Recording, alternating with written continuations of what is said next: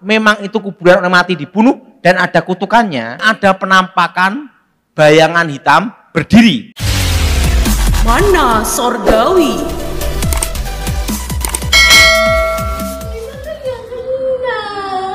Oh, dia ikut-ikutan juga salah satunya. Iya. Oh, Telah lagi itu suaranya. Minta keterangan ke dia. Itu beda pasti. Dia berbelit-belit. Dia yang lakuin. dia ngapain Pina? Dia ngapain Pina? Ikut pukulin, ikut perkosa. Yang disebut kuburan yang ada kutukan itu adalah kuburan tempat pertama orang yang mati dibunuh atau orang bunuh diri, bukan kuburan biasa. Ngerti maksud saya? Nah, tetapi kalau memang itu kuburan orang mati dibunuh dan ada kutukannya, ada penampakan bayangan hitam berdiri di pintu utama. Di pintu apa? Utama. Kalau pabrik itu pintu keluar masuk, pintu utama. Berdiri situ. Dan banyak yang lihat. Dan yang ketiga, ada seperti pasir menyebar di sekitar jendela. Itu tergantung kekuatan jenis ilmunya. Tapi kebanyakan itu adalah bau busuk menyengat. Tapi bau busuk menyengat ini bereng lewat, bukan bau busuk menetap. Doakan seperti yang saya ajarkan tadi. Darah Yesus, sucikan tempat ini, tempat terkutuk ini diubah jadi berkat. Segala roh setan, roh jahat, roh gelap, keluar dalam nama Yesus. Sucikan dengan darah Yesus. Dan dikasih olesi minyak urapan setiap pintu. Pak, apakah ngolesi minyak urapan itu setiap hari? Kalau setiap hari yang senang adalah pabrik minyak. Cukup sekali tapi dengan iman. Semua itu harus dilakukan dari iman kembali ke iman. Pertanyaan terakhir Pak, sebelum kita tutup. Pak mau tanya bagaimana pendapat Bapak tentang metode penyembuhan yang sekarang sedang lagi marak diperbincangkan, seperti quantum touch, penyembuhan dengan bernyanyi, dan sebagainya. Terima kasih. Kalau itu kan berhubungan dengan sugesti. Dan repotnya, segala sesuatu yang berhubungan sugesti, selalu berhubungan dengan mistik. Kuasa gelap. Jadi lebih baik dalam hidup ini ya, wis aja neko-neko. Percaya firman Tuhan, puji menyembah Tuhan, Tuhan bertata di atas pujian, dan Tuhan lawat hidup kita sehat. Itu aja udah. Nggak usah metode macam-macam. Karena intinya itu nanti kalau hal yang berhubungan dengan sugesti, itu arahnya itu nanti mistik. Contohnya, batu ini ada medan magnetnya. Nah, intinya sebenarnya itu hanya marketing aja. Tapi nanti bisa kebawa ke sugesti, itu celah untuk roh masuk. Jelas? Jadi lebih baik enggak usah. Saya kasih tahu pada saudara. Tentang penglihatan saya 25 tahun ke depan, kan ada virus paling ganas. Itu nanti untuk menghadapinya harus dengan daya tahan tubuh. Dan salah satu nanti adalah daun seledri. Jadi saudara yang tidak suka daun seledri, sekarang belajar suka. Karena apa? Untuk meningkatkan daya tahan tubuh. Itu nanti yang akan menghadapi virus masa depan. Daun seledri, jambu, jus jambu itu darah, jambu merah itu darah, bukan jambu air loh, bukan. Jambu yang biji. Ketiga alpukat. Setelah itu apa saudara? Pisang. Saya dulu dari kecil sama kakek saya harus setiap hari makan pisang. Latihan terus, makan pisang terus. Saya protes sama kakek saya. Kenapa saya makan pisang terus? Kamu harus makan pisang. Perhatikan monyet, tidak ada yang stroke. Monyet gantung-gantung, tapi tidak ada yang stroke. Jadi kamu makanlah pisang, supaya tidak stroke, katanya gitu. Nah, jadi kakek saya meninggal tidak sakit. Dia meninggal meditasi, meninggal. Gaya hidupnya saya belajar. Ini bukan masalah okultisme, tapi gaya hidup. Dia setiap hari makannya itu singkong. Singkong sama ketela ungu itu loh. Umbi ungu. Tahu ya? Itu. Kedua, dia setiap hari makannya pisang. Setiap hari makannya apa? Pisang. Dan yang ketiga, telur. Dan dia anti goreng-gorengan. Semuanya itu kebanyakan direbus. Dan dia ngajarkan saya setiap hari harus bergerak. Dia ngomong gini sama saya belajar satu hal. Manusia diciptakan itu bergerak. Buktinya kalau kita tidur, jantung kita bergerak. Betul enggak? Kalau enggak bergerak, mati. Betul? Artinya, kita harus bergerak. Makanya jangan makan, tidur, jadi sancam. Jadi harus bergerak. Makanya saya ini setiap hari kalau di rumah itu sama anak latihan, setelah itu saya ke kebun, jalan kaki. Karena manusia diciptakan untuk bergerak. Kakek saya masih ingat, umur 100 tahun sebelum meninggal, masih bisa salto 3 meter. Dan matanya tidak pakai kacamata. Karena cara makannya itu, pisang, singkong, ketela ungu. Nah setelah itu dia suka sekali sayur-sayuran, buah-buahan. Dia paling suka itu pepaya dan daun pepaya. Dan sehat. Meninggal umur 100. Tidak sakit. Nah, dan waktu itu dia ngomong sama saya, terutama hatimu. Kalau hatimu senang terus, itu umur panjang. Tapi kalau hatimu itu nelongso, sakit hati terus, dijamin cepat mati. Jadi umur panjang dan tidak, tergantung hatimu. Dan yang kedua, dia ngomong sama saya, kamu makan apa saja, nikmati itu. Karena keluarnya sama. Itu pelajaran yang saya ingat. Makanya saya di desa, dimanapun tempat pelayanan, di kota, di pedalaman, saya nikmati itu. Karena apa? Di situ dia ngomong, enak dan tidaknya kamu makan, tergantung hati kamu. Siapa yang setuju angkat tangan? Dan ingat, belajar satu hal, kenal Tuhan dan mengenal Tuhan. Kedua, keluarga apa saudara? Keluarga baik. Anak, istri, suami baik. Ketiga, bisa menikmati makan dan tidur. Tidur itu bisa nyenyak, mahal loh saudara. Yang percaya angkat tangan. Ingat, lidah bisa menikmati, itu anugerah. Itu berkat tersendiri. Itu menurut saya berkat nomor 2. Berkat nomor 2. Berkat nomor 1 adalah kita mengenal Tuhan secara pribadi. Berkat nomor 2 adalah apa saudara? Bisa menikmati apa yang Tuhan berikan. Mari kita berdoa. Aku mohon kekuatan Elohim bekerja, kuasa Elohim bekerja. bebaskan kami dari yang jahat, bebaskan dari kutuk. Kuasa Yesus bekerja lewat Tuhan secara pribadi.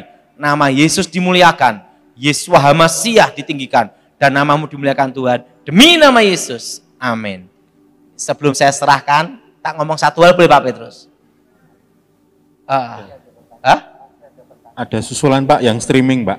Tak bacakan ini dari Purwokerto. Oh iya. Ya, ada dari Purwokerto yang lagi dengerin streaming. Dia tanya, sewaktu mama saya hamil saya, beliau bermimpi dirinya disetubuhi oleh ular raksasa. Kawin roh. Badan ular, kepala manusia pria. Lalu mama saya datang ke dukun dan menceritakan mimpi itu pada dukun. Dukunnya bilang melihat punggung mama saya dan berkata, ini anak kamu nanti akan jadi anak yang ngangkat derajat orang tua. Apakah hal itu bisa menjadi dampak negatif untuk hidup saya? Dan secara tidak kebetulan juga kakek saya adalah seorang paranormal. Apakah ini ada kaitannya? Ini yang disebut namanya kawin roh. Apa saudara? Nah itu harus dipatahkan kutuknya. Ada suatu pelajaran yang saya terima dalam hidup saya. Pada waktu orang percaya Tuhan Yesus, bertobat lahir baru loh ya. Segala kutuk dibatalkan. Tetapi yang jadi pertanyaan, sudahkah kita lahir baru? Apa saudara? Sudahkah kita apa? Nah, itu. Oke, sudah? Ini satu lagi Pak, boleh Oke. pertanyaan. Ini pengalaman pribadi saya Pak. Jadi mumpung saya jadi host, saya tak nunut satu pertanyaan. Dulu pengalaman saya kan saya orang Solo Pak. Orang tua, nenek moyang nenek itu orang Kejawen. Bahkan dari kecil itu saya dididik, disekolahkan di salah satu Pak D saya itu guru di Abdi Dalem Mangkunegaran Solo. Waktu dari SMP pun saya sudah diajari namanya Bapak pernah sebut lembu sekilan, terus ya, tahu. kanuragan saya di pedang aja enggak. Saya pernah juga makan silet. Di luar nalar. Jadi di luar nalar dari kecil saya Ini sudah ya, dididik seperti itu. Kenapa makan silet? Kenapa tidak makan buka durian ya? Ya. Ya. Oke, lanjut. Terus setelah itu saya Kristen, tapi saya juga hanya sekedar Kristen. Setelah saya tahu lahir baru, saya bertobat, saya terima Tuhan, saya dibaptis, saya tahu bahwa segala sesuatunya itu salah. Terus saya datang ke suatu gereja Solo untuk saya minta dilepaskan. Waktu pelepasan sih juga dengan minyak urapan, dengan apapun. Saya enggak tahu saya manifestasi seperti apa, tapi yang cerita juga saya sampai lompat sampai ke atap, nyentuh plafon itu saya juga manifestasi seperti itu. Setelah itu, setelah saya sadar, saya ditunjukkan di area doa itu saya muntah bunga, Pak. Oke. Bunga. Jadi waktu itu saya juga pernah minum karena waktu di Mangkunegaran itu saya waktu belajar itu juga minum air kembang toh. Terus muntah, padahal sudah lama sekali belajarnya itu muntah masih berupa bunga juga. Terus keluar Gotri saya pada saat itu saya masih kecil sama guru saya enggak diizinkan makan gotrinya. Saya cuma lembu sekilannya saja. Terus keluar ular warna merah ditunjukkan ke saya juga katanya dari dagu saya sini. Tapi yang saya pertanyakan siletnya belum keluar, Pak.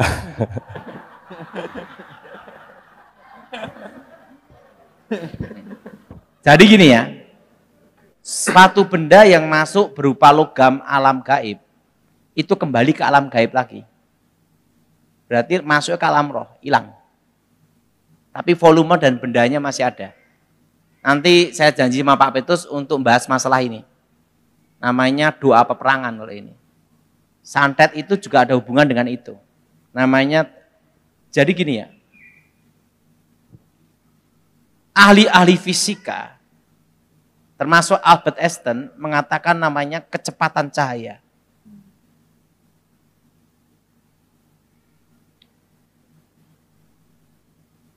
Orang kalau kena santet, itu dipoto, benda-benda asing ada di perutnya. Masuknya melalui mana? Betul? Itu kecepatan cahaya. Kenapa kecepatan cahaya? Setan dulunya adalah malaikat. Diciptakan dari apa? Cahaya, kemuliaan Tuhan. Betul? Setan adalah sepertiga malaikat yang jatuh dalam dosa. Maka kalau kita mau jujur, setan itu adalah ahli fisika. Susuk masuk, jelas. Tanpa luka. Dirongsen, kelihatan susuknya.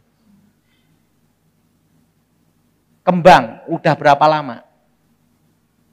SMP kelas 3, itu SMA kelas 3 saya. Keluarnya kembang, betul?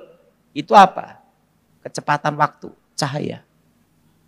Jadi, dukun-dukun Indonesia tidak tahu teori, tapi sudah praktek.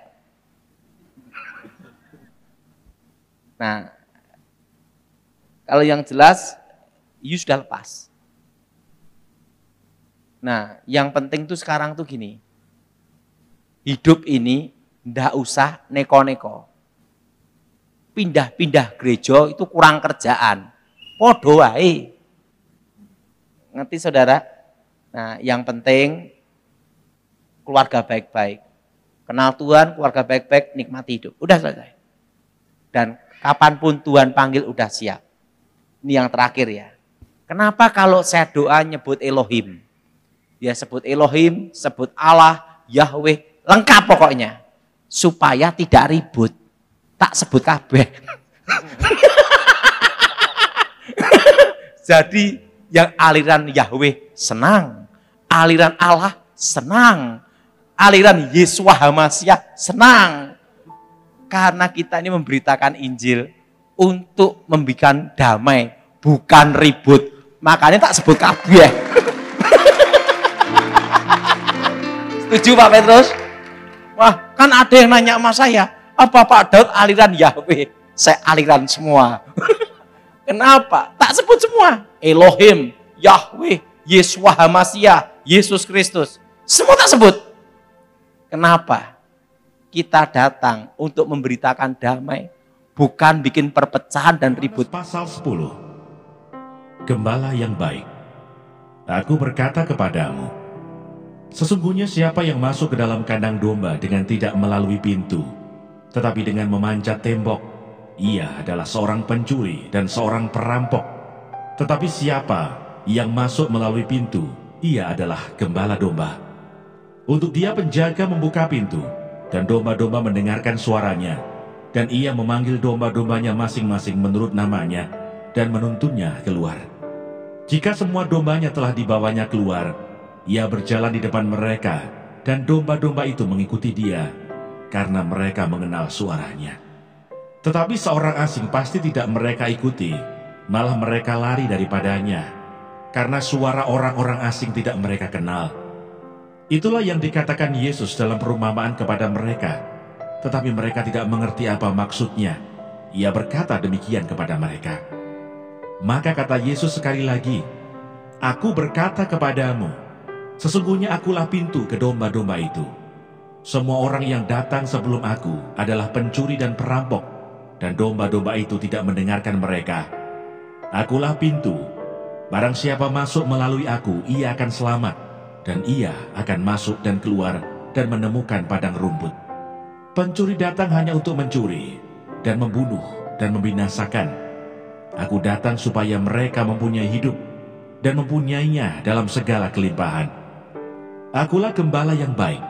Gembala yang baik memberikan nyawanya bagi domba-dombanya.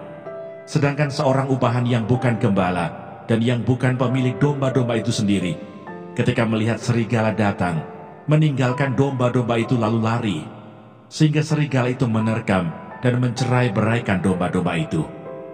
Ia lari karena ia seorang upahan dan tidak memperhatikan domba-domba itu. Akulah gembala yang baik, dan aku mengenal domba-dombaku, dan domba-dombaku mengenal aku, sama seperti Bapa mengenal aku, dan aku mengenal Bapa, dan aku memberikan nyawaku bagi domba-dombaku. Ada lagi padaku domba-domba lain yang bukan dari kandang ini. Domba-domba itu harus kutuntun juga, dan mereka akan mendengarkan suaraku, dan mereka akan menjadi satu kawanan dengan satu gembala. Bapa mengasihi aku oleh karena aku memberikan nyawaku untuk menerimanya kembali. Tidak seorang pun mengambilnya daripadaku, melainkan aku memberikannya menurut kehendakku sendiri. Aku berkuasa memberikannya dan berkuasa mengambilnya kembali. Inilah tugas yang kuterima dari Bapakku. Maka timbullah pula pertentangan di antara orang-orang Yahudi karena perkataan itu. Banyak di antara mereka berkata, "Ia kerasukan setan dan gila. Mengapa kamu mendengarkan dia?" Yang lain berkata, "Itu bukan perkataan orang yang kerasukan setan. Dapatkah setan memelekkan mata orang-orang buta?" Yesus ditolak oleh orang Yahudi. Tidak lama kemudian tibalah hari raya pentahbisan Bait Allah di Yerusalem. Ketika itu musim dingin, dan Yesus berjalan-jalan di Bait Allah, diserami Salomo. Maka orang-orang Yahudi mengelilingi dia dan berkata kepadanya, "Berapa lama lagi engkau membiarkan kami hidup dalam kebimbangan? Jikalau engkau Mesias, katakanlah terus terang kepada kami." Yesus menjawab mereka, "Aku telah mengatakannya kepada kamu, tetapi kamu tidak percaya. Pekerjaan-pekerjaan yang kulakukan dalam nama Bapakku, itulah yang memberikan kesaksian tentang aku. Tetapi kamu tidak percaya, karena kamu tidak termasuk domba-dombaku. Domba-dombaku mendengarkan suaraku, dan aku mengenal mereka, dan mereka mengikut aku. Dan aku memberikan hidup yang kekal kepada mereka, dan mereka pasti tidak akan binasa sampai selama-lamanya, dan seorang pun tidak akan merebut mereka dari tanganku. Bapakku yang memberikan mereka kepadaku lebih besar daripada siapapun, dan seorang pun tidak dapat merebut mereka dari tangan Bapa. Aku dan Bapa adalah satu." Sekali lagi orang-orang Yahudi mengambil batu untuk melempari Yesus. Kata Yesus kepada mereka, "Banyak pekerjaan baik yang berasal dari Bapakku yang kuperlihatkan kepadamu. Pekerjaan manakah di antaranya yang menyebabkan kamu mau melempari aku?" Jawab orang-orang Yahudi itu, "Bukan karena suatu pekerjaan baik, maka kami mau melempari engkau, melainkan karena engkau menghujat Allah, dan karena engkau, sekalipun hanya seorang manusia saja, menyamakan dirimu dengan Allah." Kata Yesus kepada mereka, "Tidakkah ada tertulis dalam kitab Taurat kamu, aku telah berfirman, kamu adalah Allah?" Jikalau mereka kepada siapa firman itu disampaikan disebut Allah, sedang kitab suci tidak dapat dibatalkan, masihkah kamu berkata kepada Dia yang dikuduskan oleh Bapa dan yang telah diutusnya ke dalam dunia, "Engkau menghujat Allah, karena aku telah berkata, aku anak Allah"? Jikalau aku tidak melakukan pekerjaan-pekerjaan Bapakku, janganlah percaya kepadaku. Tetapi jikalau aku melakukannya, dan kamu tidak mau percaya kepadaku, percayalah akan pekerjaan-pekerjaan itu, supaya kamu boleh mengetahui dan mengerti bahwa Bapa di dalam aku, dan aku di dalam Bapa. Di seberang sungai Yordan. Kemudian Yesus pergi lagi ke seberang Yordan, ke tempat Yohanes membaptis dahulu, lalu ia tinggal di situ. Dan banyak orang datang kepadanya dan berkata, "Yohanes memang tidak membuat satu tanda pun, tetapi semua yang pernah dikatakan Yohanes tentang orang ini adalah benar." Dan banyak orang di situ percaya kepadanya. Mana Sorgawi.